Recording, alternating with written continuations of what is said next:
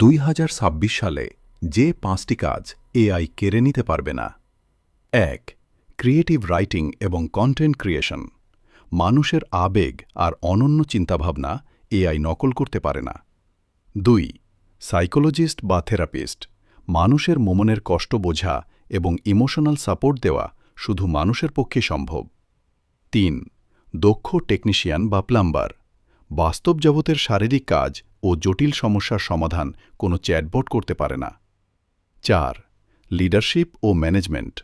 একটি টিমকে অনুপ্রাণিত করা এবং জটিল সিদ্ধান্ত নেওয়ার জন্য মানুষের বুদ্ধিমত্তাই সেরা। 5. এআই ডেভেলপার ও প্রম্পট ইঞ্জিনিয়ার।